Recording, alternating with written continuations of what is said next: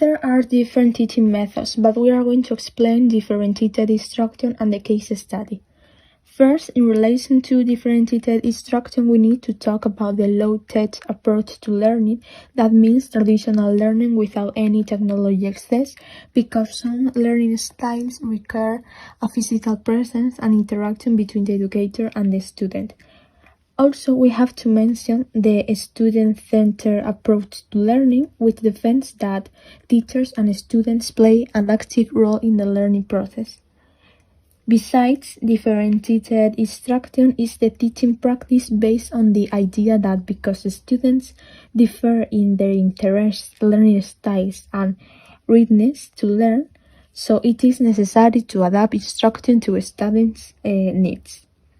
Teachers need to recognize students' levels of background knowledge, readiness to learn, language ability, learning preferences, and interests. It is related to the theories of Vygotsky and in particular on the theory of the zone of proximal development. For example, we can see it in the theory of multiple intelligence that children maybe have another kind of intelligence like logical, visual, musical, or anything else. Differentiated instruction includes providing alternative instructional and assessment activities. Second, challenging students at an appropriate level. Then using a variety of groupings to meet students' needs. Suit diverse learning styles and preferences. Engage students with diverse interests, support students who are at different stages in their readiness to learn and provide scaffolding, emotional support, and opportunity for practice. A key strategy in differentiated instruction is the use of flexible groupings, which allows teachers to assign different tasks to different students, individually or in small groups, based on strengths, interests, learning styles, or readiness. Some examples of differentiation include having students read books at their own reading levels. Other example could be offering different spelling lists to students, or maybe meeting small groups to reteach topics. To sustain the effectiveness of a differentiated instructional approach, it is critical to conduct ongoing, authentic assessment and then to adjust strategies and resources according to the assessment results. And a really important advantage, according to Tomlinson in 2004, is that a differentiated approach driven by an understanding of the student is thought to contribute to high levels of both achievement and engagement in learning. Teachers can differentiate in a number of ways: how students access content, the type of activities students do to master a concept, what the end product of learning looks like, and how the classroom is set up. One or a number of the following elements can be differentiated in any classroom learning situation. The content of learning, which is what students are going to learn and when. Varying content, creating achievable learning goals, introducing new learning according to the student's zone of proximal development. The process of learning, which is the types of tasks and activities, using various assessment strategies, learning activities, grouping strategies, management strategies, and various activities and projects. The products of learning, which are the ways in which students demonstrate learning, using various assessment tools, engaging students by using different types of projects and activities, fostering students' awareness of their strength, allowing them to choose the products to be created and the models of presentations to be used. The affect/environment of learning, which is the content and environment in which students learn and demonstrate learning. To finish this presentation, I will speak about another learning method, which is the case study. If we want to use this methodology, first we will present our students with a description of a specific situation or problem. For example, we could use the pollution of Mar Menor in the region of Murcia. Then, this problem must be understood, valued, and solved by students.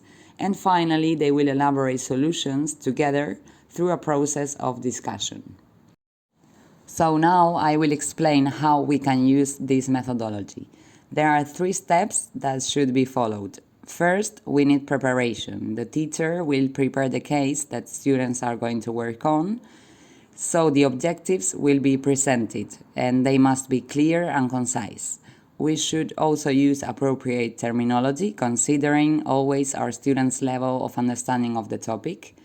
And then the case will be elaborated. And here we can use articles, webs, stories, students' own experiences, interviewing professionals, and we can include dialogues to make it more real too.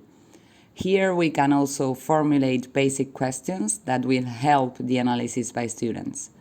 And finally, working groups should be arranged, and we should create teams between 4 and 6 students, and these groups can be chosen either by the teacher or by students, as you wish. Secondly, during the development phase, the case will be presented. We will describe the rules to be followed, for example, resources or documents that can be used, or timing for the activities. Then, students will begin the study individually and in groups. They will read on their own to try to understand the information, and then a group debate will begin.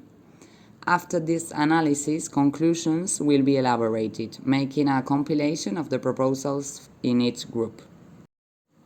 And finally, during the evaluation step, each team will present their conclusions to the group.